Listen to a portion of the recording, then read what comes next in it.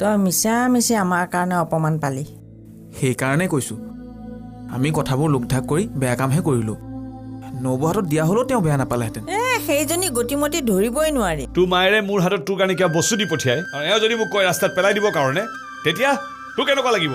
সেইবোৰ কৈ মোক বিপদত নেপেলাবা তুলি। বাইদেউ সেইখিনি দেখিলে তোমালোকৰ একো নহয়, বিপদ মোৰ ভাগৰহে হ'ব। তাইৰ অলপমান হ'লেও আৰ্টৰ প্ৰতি এট্ৰেকশ্যনটো হৈছে আৰু মাজে মাজে মোৰ নতুন ছবিখনো চাই থকা দেখোঁ নহয়। মোৰ বিশ্বাস হোৱা নাই।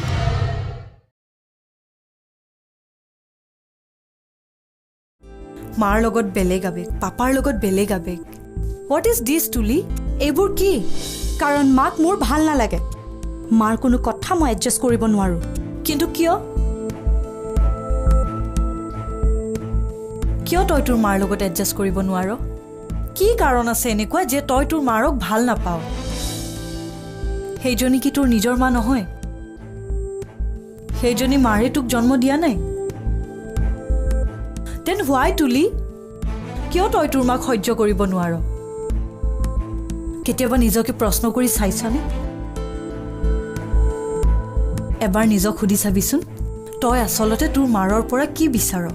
কি পালে তই তোৰ মাৰৰ পৰা সন্তুষ্টি হবি? মই নাজানো ময়ূৰী, মই এই কথাটোকে বুজি নাপাওঁ যে মই মাৰ পৰা কি পালে ভাল পাম। মুঠৰ ওপৰত মোৰ মাৰ যিটো স্বভাৱ, যি ব্যক্তিত্ব, মোৰ অকণো ভাল নালাগে। তোক আজি এই কথাবোৰ কোৱাৰ কাৰণে তই মোক বেয়া নাপাবি তুলি। তই মোক তোৰ আন এটা ৰূপ বুলি ভাব যে, সেইকাৰণে তোৰ ছেকেণ্ড ৰূপটো হৈ তোক আজি প্ৰশ্ন কৰিছোঁ। পাৰিলে উত্তৰটো দিবি। তোৰ মাৰ দুখ ক'ত যে তই তেওঁক একেবাৰে সহ্য কৰিব নোৱাৰ?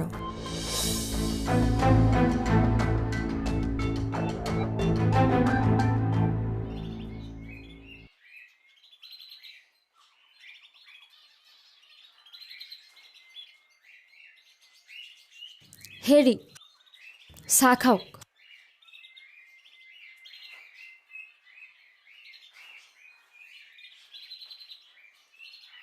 হেৰি, কাম বন ক'তো ওলোৱা নাইনে? নাই শুনো। এই হামিদ মাষ্টৰৰ ঘৰত চৌকাত লগাই থৈ অহা আজি 6 মাহ মানেই হ'ল। দুৱাৰ খিৰিকী লগোৱা নামেই নলয় দেখোন। কামটো বেলেগক দিলে বা? নাই, হামিদ মাষ্টৰ সেইবোৰ স্বভাৱ নাই। এই পকা মিস্ত্ৰীটো ঘৈণীয়েকৰ বেমাৰ, সেইবাবে কাম উঠা নাই। এয়া বিহুটো আহি পাবৰে হ'ল। হাতত টকা পইচা 2 টকামান থকাহেঁতেন ভাল আছিল দিয়কচোন। আৰু কাম এটা হোৱা হ'লে ভাল আছিল। এই পিঞ্চিটো জীয়েকৰ বিয়াখনো ভাঙি থাকিল নহয়, নহ'লে দোকানতে হাজিৰা কৰিব পাৰিলোহেঁতেন। এনেকেচোন কাম বন নহ'লে চলাই দিগদাৰ হ'ব। বিহু আগতে গুলছৰ মালিকৰ ঘৰৰ পৰা আহিব লাগিব। তাই 2 মাহৰ পইচা পাবলৈ বাকী আছে নহয়। ছোৱালীৰ কাম কৰা পইচাই বিহু পাতে। কথাষাৰ ভাবিবলৈ আপোনাৰ বেয়া লগা নাইনে? বেয়া লাগিবলৈ কিটো আছে? মই যেনেকৈ কাম কৰি টকা ঘটিছোঁ, তাইও তেনেকৈ কাম কৰি টকা ঘটিছে। ঘৰৰ কামতহে লগাম। বছৰেকৰ বিহুটোত ছোৱালীজনী ঘৰলৈ আহিব নোৱাৰে, সেই কথা ভাবি বেয়া লগা নাই? তাই পইচাৰে বিহু পাতি ফূৰ্তি কৰাৰ কথা ভাবে। লাজ নালাগিব আপোনাৰ?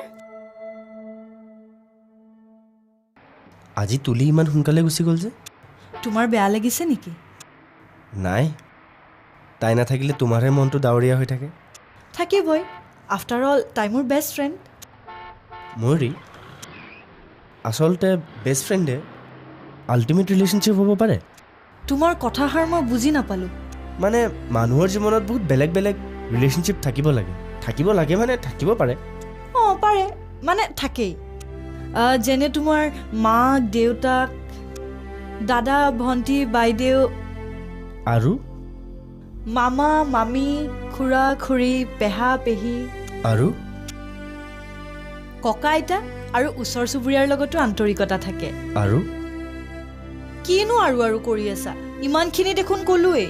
তুমি এটা ইম্পৰ্টেণ্ট সম্পৰ্কৰ কথা ক'ব পাহৰিলা। কি? প্ৰেম। প্ৰেমৰ সম্পৰ্ক জীৱনৰ এটা ডাঙৰ উপাদান। তোমাৰ কাৰোবাৰ লগত হৈছে নেকি? কাৰ লগত? তুলিৰ লগত?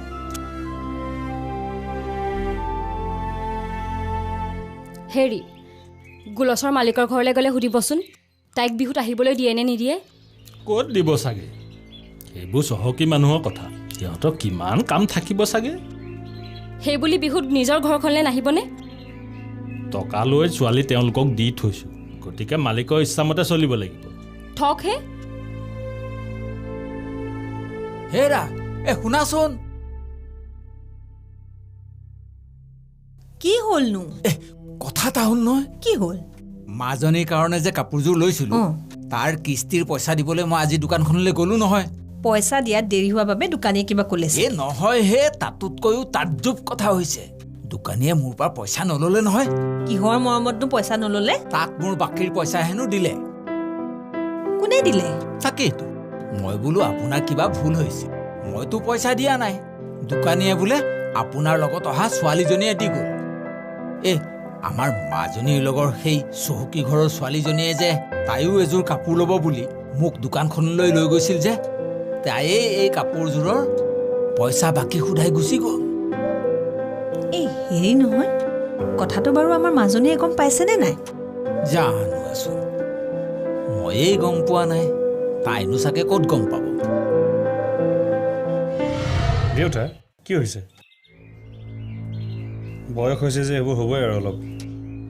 কি চেলেন দিবলগীয়া হৈছে? ৰচোন ৰ, মই অলপ মিলাই চাওঁ।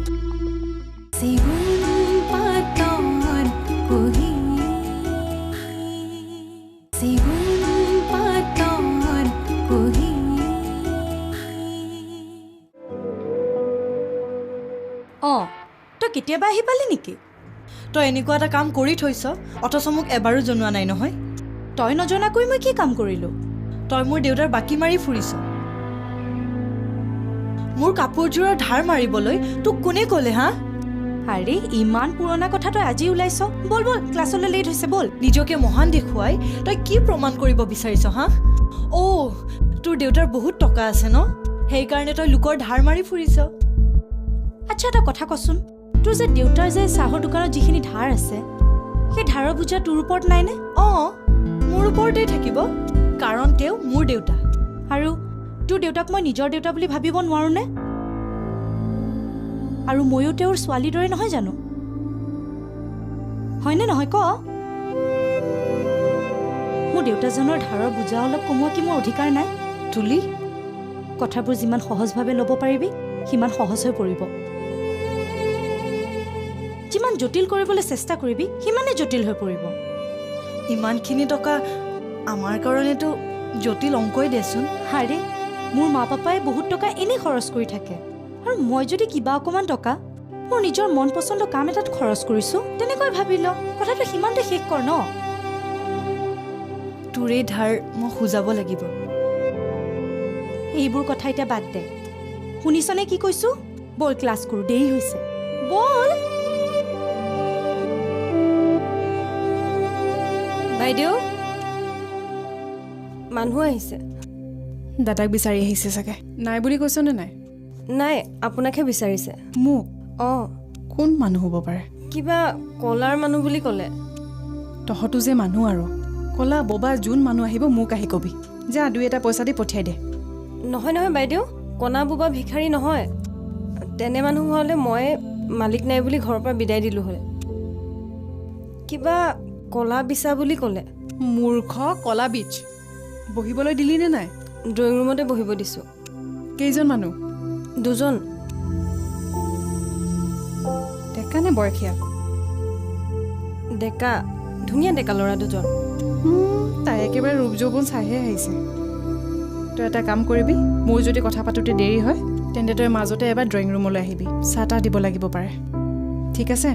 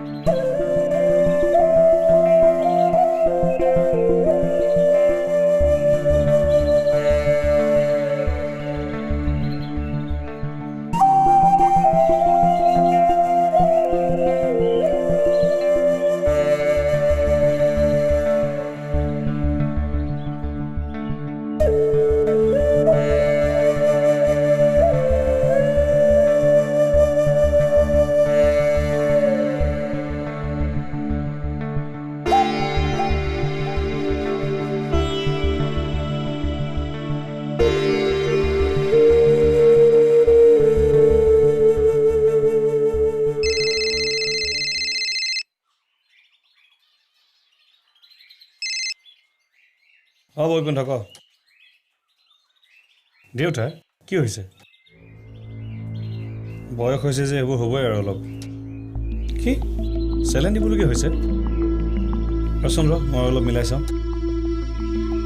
চা মই যোৱাতকৈ আচলতে দেউতাক যদি আমি আনিব পাৰোঁ বেছি ভাল হয় নাই নুবুজে একদম তাকেতো বেমাৰটো ভালদৰে দেখুৱাই পেলাই অলপ আৰাম পোৱাটো নিবিচাৰে কিন্তু পুতেকৰ ওপৰত যিহেতু ভালে ধৰিব নাই থম কম চাওঁচোন মই চেষ্টা কৰি চাওঁ আহিব পাৰোঁ নে নাই ঠিক আছে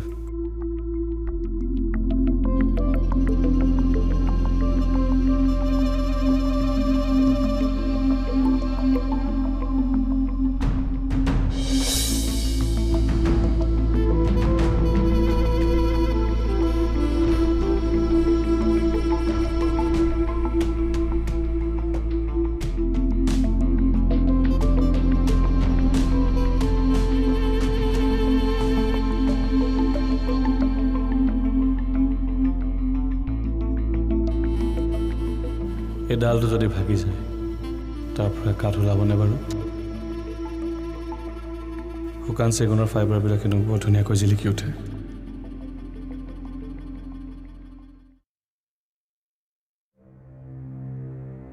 একদম বেয়া নাপাব দেই আপোনালোকক অলপমান দেৰি বহাবলগীয়া হ'ল নাই নাই একো নাই বাইদেউ হৰিদাই আপোনাক ফোন কৰিছিল নেকি হৰি আৰ্টিষ্ট হৰি প্ৰসন্ন তেওঁ ফোন কৰিছিলে কিবা চিত্ৰ প্ৰদৰ্শনীৰ কথা কৈছিলে হয় হয় আমি এৰেঞ্জ কৰিছোঁ কলা বিশ্ব হিচাপে এখন আৰ্ট ভিলেজৰ দৰে এৰেঞ্জ কৰাৰ কথা ভাবিছোঁ বাহিৰৰ শিল্পী কেইজনমানো আহিব আপোনাকো এগৰাকী অন্যতম শিল্পী হিচাপে তাত অংশগ্ৰহণ কৰাৰ বাবে নিমন্ত্ৰণ দিব আহিলোঁ মই তেনেকুৱা একো অন্যতম শিল্পী নহয় দিয়ক লওক বাইদেউ চিঠিখন এবাৰ পঢ়ি আপোনাৰ কনচেণ্টটো লিখি দিলে আমি কৃতাৰ্থ হ'ম বাইদেউ আপোনালোকে মোক একেবাৰে ডাঙৰ আৰ্টিষ্টৰ দৰে ট্ৰিট কৰিছে মই আপোনালোকৰ অনুষ্ঠানটিৰ কথা গম পালে এনেও গ'লোহেঁতেন পিছে জমনি কথা এটা হ'ল নহয় কিবা ভুল হ'ল নেকি বাইদেউ আপোনাৰ নামটো ভুল হ'ল চাগে মই ইয়াক কৈছিলোঁ নামটো লিখাৰ আগতেই টাইটেলটো গোহাঁই নে বৰ গোহাঁই সুধি লওঁ নাই নাই নাই আপোনালোকৰ একো ভুল হোৱা নাই মই আচলতে কলা বিশ্বটো কলা বীজ বুলি ভাবি আছিলোঁ মানে সাগৰৰ বীজ জাতীয় বিটছ নহয় বাইদেউ বিশ্ব কলা বিশ্ব ৱৰ্ল্ড অফ আৰ্ট নামটো বৰ ভাল লাগিছে কলাৰ বিশ্বখনত কলাৰ সাধক কলাৰ মুদি মানুহবোৰ বিচৰণ কৰিব আমাৰ দাজু মানে দাদাই মা দেউতাই একদম ভাল ব্যৱহাৰ নকৰিলে এই নবৰ কাৰণে আৰু এতিয়া নাই যে অকলে অকলে কান্দি থাকে এতিয়া বুজিছে মা বাপ নাথাকিলে কিমান দুখ হয়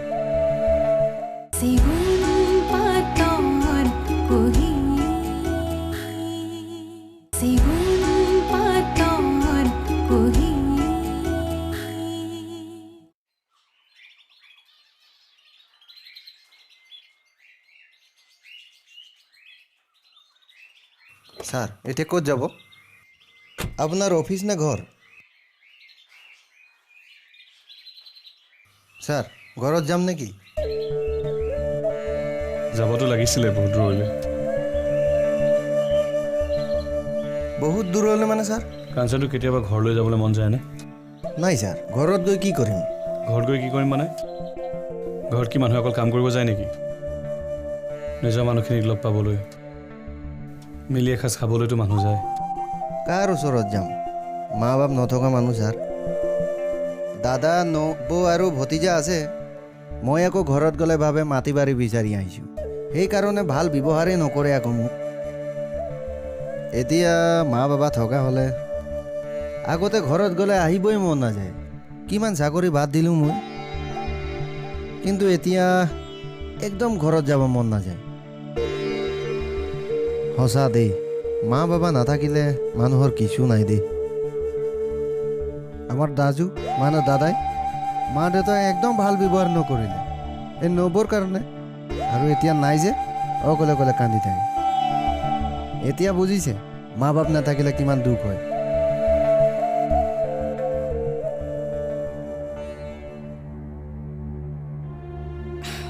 মোৰ দেখোন কিবা ভয়হে লাগিছে তাত ইমান বিখ্যাত বিখ্যাত শিল্পীসকলৰ লগত মোৰ ছবি দেখি মানুহ নাহিলে হ'ল আৰু আপোনাৰ কামৰ ওপৰত আমাৰ বিশ্বাস আছে বাইদেউ আৰু আপোনাক ৰিকমেণ্ডেশ্যন কৰিছে নেউক ছাৰৰ দৰে এজন লোকে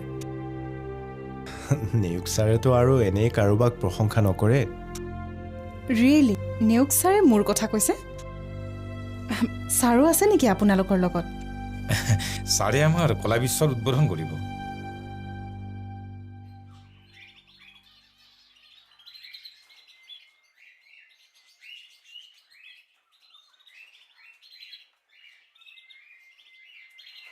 পিতাই তই যোৱাই নাই যে মই কত গলি বুলিহে ভাবিছিলোঁ তই একেবাৰে অভজাই হৈ আছো মই আকৌ তোক কথা এটা ক'বলৈহে ৰৈ আছো ক কি কথা তই ইয়ালৈ অহা আজি 4 মাহে হ'ল অঁ আৰু দমহা পাতি ক্লিয়াৰ কৰি দিছে নহয় দমহা পইচা দিছে তোৰ বিহুত জানো এবাৰ ঘৰলৈ যাব নালাগিছিল মই ঘৰলৈ গৈ কি কৰিম আকৌ বুলি ঘৰখন একেবাৰে এৰি দিবি নে ঘৰখন এবাৰ চাই আহিব পৰা নাযায় ঐ পিতাই ঘৰ চৰ কথা কৈ থাকিলে বাইদেউ ভাল নাপায় দে বাইদেউ ভাগৰ মতে একো কাম নাই যদি ইয়াতে থাক চাকৰি হিচাপতহে লৈছে তোক একেবাৰে কিনি লোৱা নাই নহয় ঘৰলৈ যাব নিদিলে কাম এৰি দিম বুলি কবি আৰু এই দে বুলি ক'লে কি কৰিবি তোৰ ভাগৰ ৰান্দা বটালিমা পইচা ঘৰ চলাব পাৰিবি না তেওঁলোকে এৰি দিলে তই বেলেগৰ ঘৰত থাকিবি আকৌ চহৰখনত কাম কৰা মানুহ কিমানে বিচাৰি থাকে চাকৰ বিচৰা মানুহৰ অভাৱ নাই নহয় পিতাই ভাল মানুহৰহে অভাৱ আৰু আমাৰ গাঁৱতো ভাল মানুহ নোহোৱাই হৈছে সহজে ভাল মানুহ পাইছো সহজে এৰি দিব নোৱাৰি মালিকনী বৰ ভাল মানে হক দে পাই পিতাই ইয়াত অন্তত ভয় কৰিব লগা একো নাই কিহৰ ভয় আকৌ এহেন চহৰখনত ভূতে ওলাব দে পিখাচে ওলাব ছোৱালী মানুহবোৰ ভয় বৰ কথাটো আকৌ বুজি নাপাওঁ